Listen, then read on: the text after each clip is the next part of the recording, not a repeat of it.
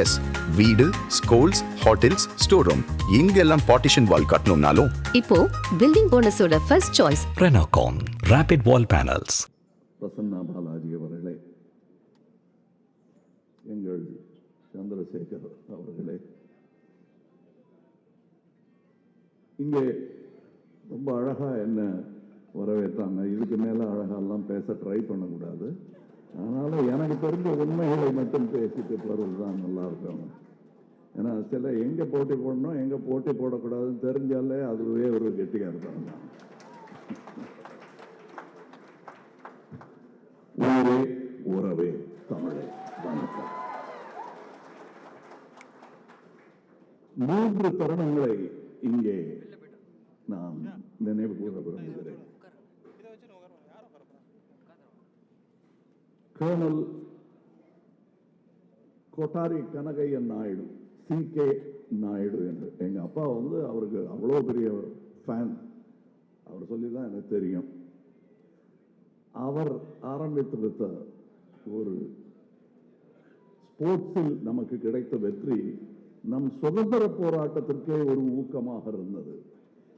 1926 MCC டெஸ்ட்டுக்கு போறாரு CK Naidu.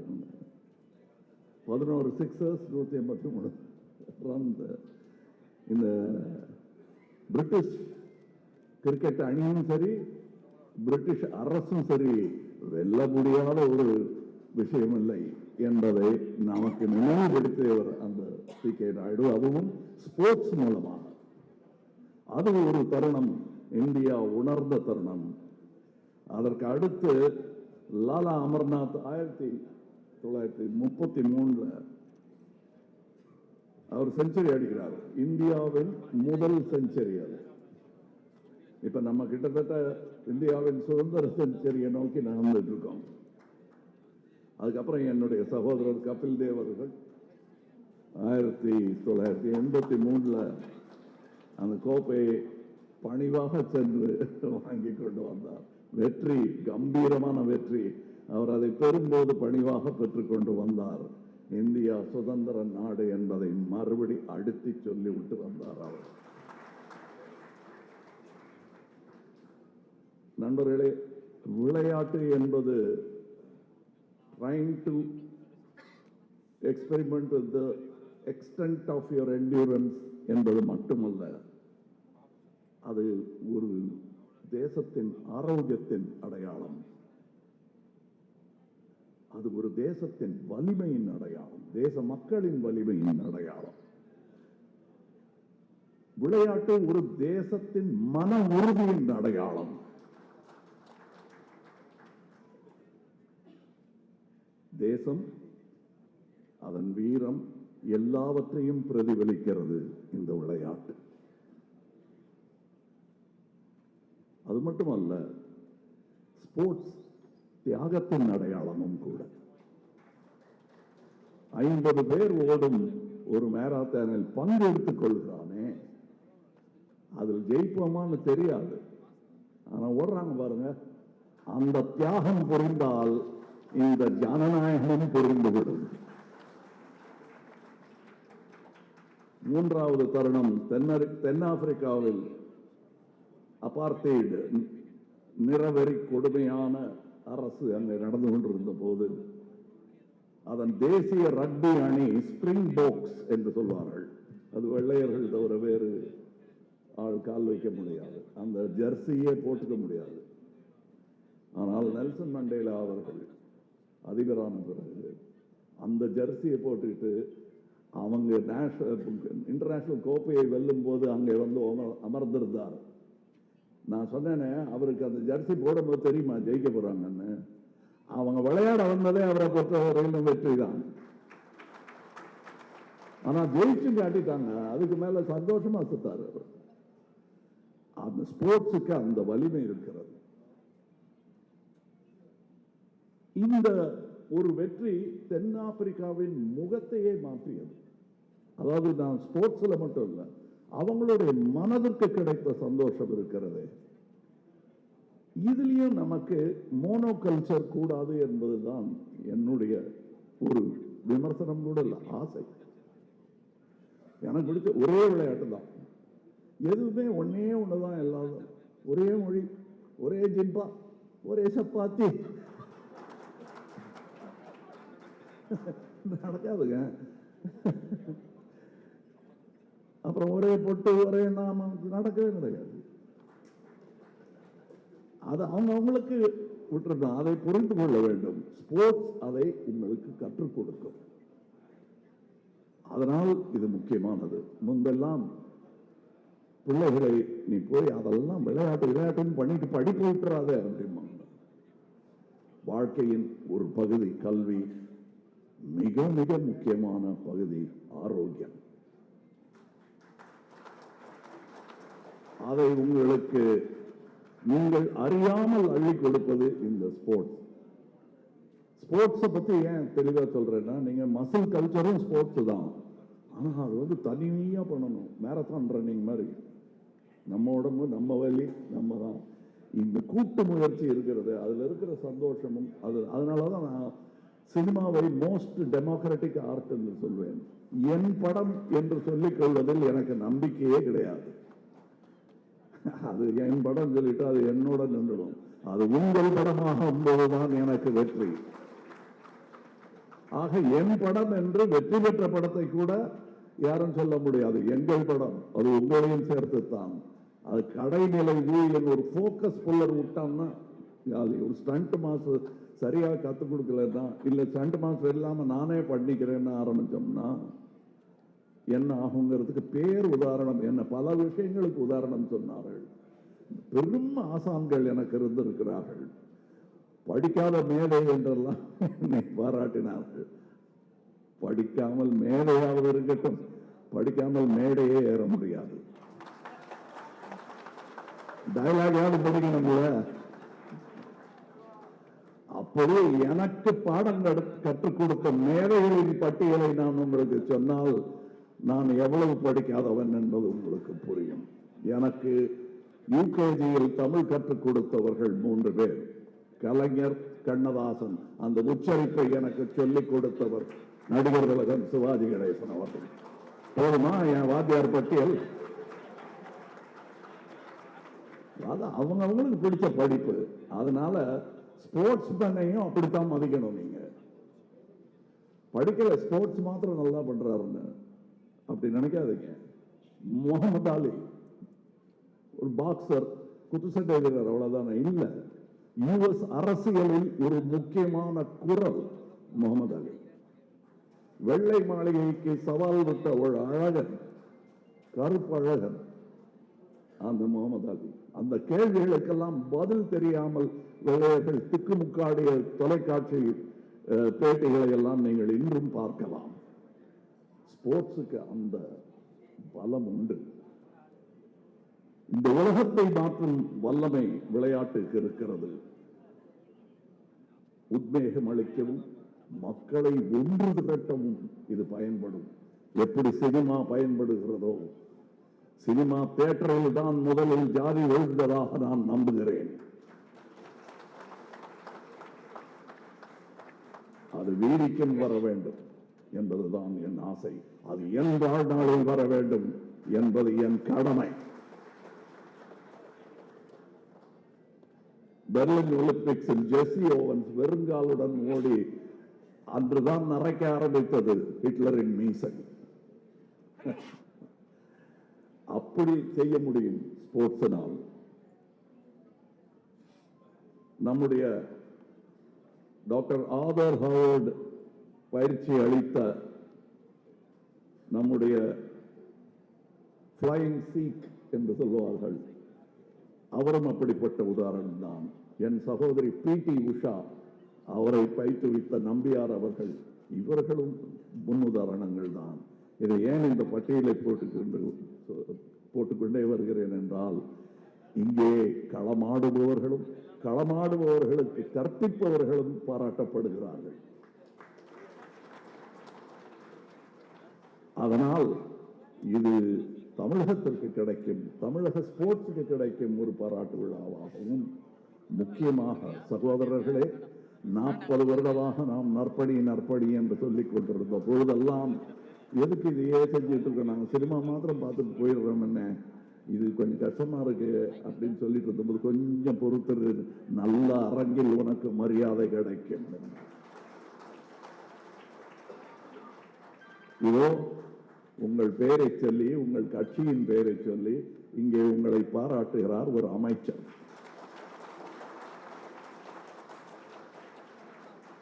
அதைத்தான் நான் சொன்னேன். அப்போ உன்னால் முடியும் தம்பி, கொஞ்சம் பொறுமையா இருங்க. அதுக்காக இப்ப இந்த நேரத்துல பொறுமையா இருந்திருந்தாருங்க.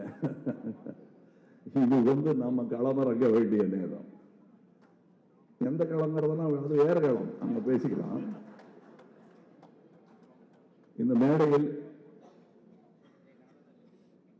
பள்ளிக்கல்வி அமைச்சர் என்பது ஒரு சாதாரணமான விஷயம் அல்ல.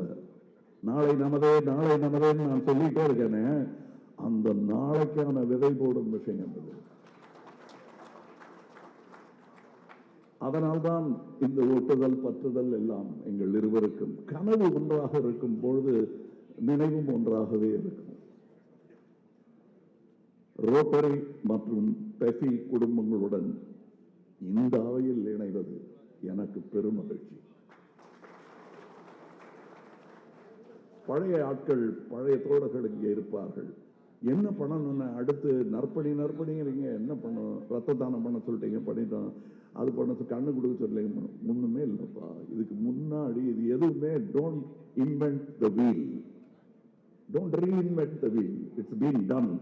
ரோட்டரி மாதிரி ஒரு இடத்த பார்த்து அவங்க என்னென்ன பண்றாங்களோ அதெல்லாம் காப்பி அடிங்கன்னு சொன்னாங்க.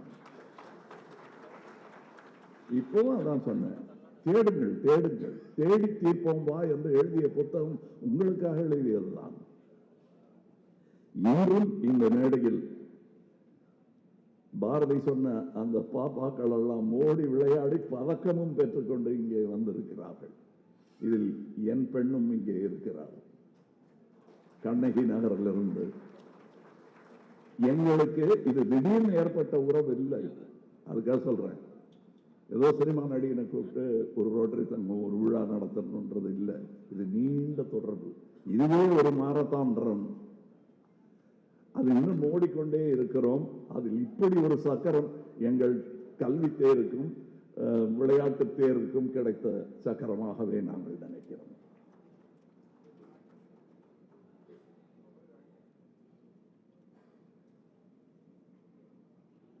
இங்கே தமிழ்நாட்டின் எளிய நிலையில் இருப்பவர்களை எல்லாம் ஏற்றம் காண செய்யும் ஒரு எண்ணம் இருக்கிறது. அதனால்தான் நாம் இணைந்து செயல்படுகிறோம். இவற்றையெல்லாம் கலைத்து போடும் சில எண்ணங்கள் பலருக்கு இருக்கிறது. பலர் என்று சொல்லும் போது அது மெஜாரிட்டி அல்ல. ஜனநாயகம் என்பது பாதுகாப்பதுதான் ஜனநாயகம், அதுவும் ஜனங்களை பாதுகாப்பது. முக்கியமான ஒரு கடமை நமக்கு இருக்கிறது, எல்லாருக்கும், அதுவும் இல்லாதவர்க்கு இருக்க செய்வது, இல்லாமை இல்லாமல் செய்வது. இன்னைக்கு பக்கத்து ஊர்ல கொண்டாடுறாங்க பாவர்ட்டியை ஒழித்து விட்டோம் என்று. அது விரைவில் நடக்கும், தமிழகத்தில் நடந்தே ஆக வேண்டும். இப்படிப்பட்ட நிகழ்வுகளில் இந்த கையெழுத்து உங்களுக்கு கிடைத்த பெருமை என்றுதான் நான் என் தொண்டர்களுக்கு சொல்லுவேன். 40 வருடமாக நீங்கள் செய்து கொண்டிருக்கும் பணிக்கெல்லாம் பாராட்டு விழாவாக நீங்கள் இதை எடுத்துக்கொள்ள வேண்டும். ஏனென்றால் இங்கே அவரை சினிமாக்காரராக மட்டும் பார்க்காதீர்கள் என்று ஒருவர் சொல்வது எத்தகைய பெருமை உங்களுக்கு. என்னை விடுங்கள், நீங்கள் நான் சொன்னதை எல்லாம் செய்ததால் தான் என் முகமே இவர்களுக்கு தெரிய ஆரம்பித்தது. இல்லைன்றால் அந்த சினிமா முகம் மட்டும் தான் தங்கி இருக்கும். அதற்காக உங்களுக்கு நன்றி சொல்ல வேண்டிய தருணம் இதுவல்ல, இன்னும் வேலை நிறைய இருக்கிறது, அப்பொழுது சொல்லிக் கொள்ளலாம். இங்கே இருப்பவர்கள் எல்லாருமே வெற்றியாளர்கள். தனி அவர்கள் இருக்கும் பொறுப்பு அதையெல்லாம் பெற்று விடுங்கள். அவர்கள் வந்து அடைந்திருக்கும் இந்த தூரமே மிக முக்கியமான தூரம். இங்கே சந்திரசேகர் அவர்கள் இருக்கிறார்கள். அப்ப எங்ககிட்ட சொல்லுவாங்க, இந்த கட்சி அப்படின்லாம் வரும்போது இந்த கொடிமரம் வைக்கிறதுங்கிறது பெரிய ஒரு விஷயம். இவங்க மறுப்பாங்க. அது நான் அப்ப சொன்னேன், இதெல்லாம் சண்டை விடாதீங்க, மரம் வைங்க, அதான் கட்சி கட்டிமரம். எங்கள் கட்சி கொடிமரம் எத்தனை பறந்துட்டு இருக்குன்னு கேளுங்க. காத்தடிக்கும் போதெல்லாம் பறக்கும், கொடியே இல்லாமல் பறக்கும். அது எந்த கட்சிக்கும் சொந்தமான மரம் அல்ல, எல்லா கட்சிக்கும் சொந்தமான கொடிமரங்களை நாங்கள் ஏற்றி பிடித்துக் கொண்டிருக்கிறோம். அந்த மையத்தில் இருப்பதால் அதன் உன்னதம் புரிகிறது எங்களுக்கு. எங்களை இங்கு கொண்டு ஆக்கியது நல்ல அரசியல் தலைவர்கள் தான். எங்களுக்கு கோபம் வரவழைத்ததும் அதே நல்ல தலைவர்கள் கொஞ்சம் கொஞ்சமாக குறைந்து கொண்டு வருவதுதான். அதை மீட்டெடுக்க வேண்டும். ஒவ்வொரு துறையிலும் இளைஞர்கள் வர வேண்டும். ஸ்போர்ட்ஸ் மட்டுமல்ல, அரசியலிலும் கல்வியிலும் கல்வி கற்பிப்பவர்களிலும் இளைஞர்கள் வர வேண்டும். அனுபவம் பாடம் சொல்லும், ஆனால் இளமை வேகம் சொல்லும். என்றால் சாதனை என்பது சொல் அல்ல, செயல். அந்த செயலுக்கு வயது வேண்டும். என் வயதை எல்லாம் எடுத்துக் கொள்ளுங்கள் என்று பெரியவர்கள் சொல்வது வெறும் பேச்சல்ல, வாழ்க்கை புரிந்தவன் சொல்லும் வார்த்தை அது. நிலையாமை தெரிந்தவர்கள் சொல்லும் வார்த்தை அது. அதைத்தான் சொல்லுகிறேன். இங்கே இருக்கும் அந்த ஸ்போர்ட்ஸ் பீப்புள் இப்ப சொன்னாங்க, வேஷம் போட்டதுனால அவருக்கு பெயிண்ட் பத்தி தெரியும்னு. நான் சொல்றது சயின்ஸ் தம்பியாள். அது அந்த பெயிண்ட் உடம்புல போடுறது லெட் பாய்சன் ஆகி ஒரு ஹாலிவுட் படத்துல டின் மேன் ஆக நடித்தவர் என்ன மாதிரி ஒரு ஆர்வக்கோளாறுல உடம்பு பூரா அந்த சில்வர் பெயிண்ட் அடிச்சுக்கிட்டு இறந்தே விட்டார். அதனால இவர்களுக்கு நான் சொல்லிக் கொள்வதெல்லாம், நல்ல பெயிண்ட் என்னங்கிற அந்த பிராண்டு பேர் முடிஞ்சா நானே வாங்கி தரேன். காட்சி மிக அருமையாக இருந்தது. அதுக்காக அப்படியெல்லாம் தியாகம் செய்ய வேண்டியதில்லை. அதனால நீங்கள்லாம் இன்னும் உங்களுடைய தசை நார்கள் எல்லாம் என் கண்ணில் பட்டன. அந்த சிறுவர் எடுத்து கொடுத்துச்சாத. ஆனா அவையெல்லாம் ஆரோக்கியமாக இருக்க வேண்டும் என்றால் இந்த மாதிரி விபரீதமான பரிசோதனைகளை நீங்கள் செய்யக்கூடாது. இது அன்பினால் சொல்வது, இது விமர்சனமே அல்ல, பரிவினால் வருவது. தமிழ்நாட்டிலிருந்து எதிர்காலத்தில் மிக விரைவில் ஒலிம்பிக் வீரர்கள் வரத்தான் போகிறார்கள். துணை முதல்வர் அவர்கள் இந்த ஸ்போர்ட்ஸ் இதை எடுக்கும் போது, ஆமா ஏதோ பதவி ஒண்ணு அவர் எடுத்துட்டு இருக்காருன்னா, அது வெறும் பதவி இல்லைங்க, என் கடமை என்று அதை செய்து காட்டி இன்னைக்கு சர்டிபிகேட் வாங்கி கொடுத்திருக்காங்க. அதனால் இந்த நேரத்தில் எல்லா திசையிலும் நோக்க வேண்டும். அரசியல் மட்டுமே விளையாட்டல்ல, இதுவும் புரிந்து கொள்ள வேண்டும். உங்களுக்கு loneliness of a long distance runner என்று சொல்வார்கள். அந்த தனிமை புரிந்திருக்க வேண்டும். எப்ப பார்த்தாலும் கூட்டத்தோடு ஒட்டிக்கிட்டு உனக்கென்று தனி ஊர் இல்லாமல் நீ கலந்து போய்விடக்கூடாது. அதற்கு கொஞ்சம் லாங் டிஸ்டன்ஸ் ரன்னிங்கும் புரிந்து கொள்ள வேண்டும். அதையெல்லாம் புரிந்தவர்கள், இதை கற்பிப்பவர்கள் நிறைய பேர் இங்க இருக்காங்க. ஸ்போர்ட்ஸ் இதெல்லாம் ஒரு சீசன் கப்பு வாங்கியாச்சு அப்படின்னு வீட்டுக்கு போகாம கற்றதை மற்றவருக்கு பகிர்வது இருக்கிறது இல்லையா, அதுதான் பெரிய விஷயம். அப்படி பகிராமல் போயிருந்தால் நான் சொன்ன அந்த பெயர்கள் எல்லாம் என்று நான் சொல்ல தேவைப்பட்டிருக்காது. அவங்க எல்லாம் தனக்கு தெரிஞ்சதெல்லாம் கூப்பிட்டு சொல்லி கொடுத்தாங்க. இதையெல்லாம் நான் பார்க்கிறேன். எப்படி என்னுடைய குருமார்கள் பட்டியலை போட்டாலே நான் கெட்டிக்காரனா இல்லையா என்பது தெரியாது, எவ்வளவு பெரிய அதிர்ஷ்டக்காரன் என்பது எனக்கு தெரிகிறது. எத்தனை வாத்தியார்கள். நேற்று கூட ஒரு நினைவு தினத்துக்கு எங்க ஐயா பாலச்சந்திர அவர்கள் நினைவு தினத்துக்கு சொன்னேன். ஆசிரியர்கள் பேர் இப்ப மௌரியா அவர்கள் கேட்டாரு, அந்த ஔவை சண்முகம்ங்கிறது டி.கே. சண்முகம் தானே கேட்கிறாரு. அப்படி ஆசான்களே மறந்து விடுவார்கள் இந்த ஊர்ல. ஏன்னா அடிக்கடி சொல்லிக்கிட்டே இருக்கணும். அதுக்காக தான் சொல்லிட்டு இருக்கேன் நான் பேரை. நான் எங்க இருந்து கத்துக்கிட்டேங்கிறதுல ஒரு மிகையும் கிடையாது. நான் மேடையில பேசல, நான் கலைஞர் வசனத்தை கலைஞரிடம் பேசி காட்டிய பிள்ளை நான்.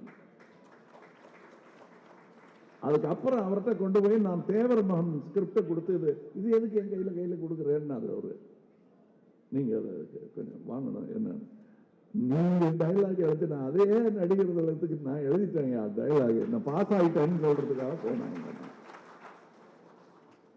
இப்படியெல்லாம் நான் கற்று வந்திருக்கிறேன். எனக்கு சிலம்பு வாத்தியார் ஞாபகம் இருக்கிறது, எனக்கு ஸ்கேட்டிங் கற்றுக் கொடுத்த வாத்தியார் ஞாபகம் இருக்கு. எனக்கு இதெல்லாம் கத்துக்கணும். அதுதான் ஸ்கில் செட் டெவலப்மெண்ட் தான் நாளைய இந்தியா. வெறும் டிகிரிஸை வச்சுட்டு ஒன்றும் பண்ண முடியாது. ஸ்கில் செட்டையும் டெவலப் பண்ணணும், கல்வியும் டெவலப் பண்ணணும். கல்வி பிழைப்புக்காக படிப்பதில்லாமல் நீங்கள் நாடும் முன்னேற வேண்டும் என்பதற்காக படித்தால் இந்தியா வல்லரசு. அதை இப்படிப்பட்ட மேடைகளில் சொல்வது, இந்த ஸ்போர்ட்ஸ்க்கு அதுக்கு என்ன சம்பந்தம்? உலக மேடையில் எல்லா துறைகளிலும் வெல்வதுதான் வல்லரசின் ஒரு லட்சணம், அடையாளம். அதை நோக்கி நாம் நகர்ந்து கொண்டிருக்கிறோம் என்பதற்கு ஒரு சின்ன உதாரணம் தான் இந்த கூட்டுறவு. இதில் பெருமை கொள்வது யார்? மிகவும் பெருமை கொள்வது யார் என்றால் நாங்கள் தான். எங்களை உங்களுடன் இணைத்துக் கொண்டது எங்களுக்கு பெருமையாக நினைக்கிறோம். எங்களுடைய வேர்வையும் உழைப்பும் கண்டிப்பாக உங்களுக்கும் கிடைக்கும். ஏனென்றால் நல்ல பணி செய்பவர்களுக்கெல்லாம் தோள் கொடுக்க வேண்டும் என்று நினைப்பது நாங்கள் ஆரம்ப காலம் முதல் பயின்று வந்த ஒரு பயிற்சி. அந்த பயிற்சியின் விளைவாகத்தான் இங்கே வந்திருக்கிறேன். இனியும் பயிற்சி தொடரும். என்னை இங்கே வரவழைத்து இத்தனை வீரர்கள் வீராங்கனைகளுக்கு முன்னால் எங்களை முன்னிறுத்தி மரியாதை செய்திருக்கிறீர்கள். ஆனால் முதல் மரியாதை பெற வேண்டியவர்கள் அவர்கள்தான்.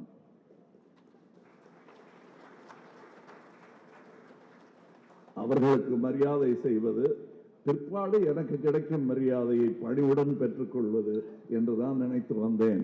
முதலில் எனக்கு மரியாதை செய்து விட்டீர்கள், அவர்களுக்கு மரியாதை செய்யும் தருணம் இது. உங்கள் அனுமதியிடம் அதை செய்ய அனுமதிப்பீர்கள் என்று நினைக்கிறேன். நன்றி, வணக்கம்.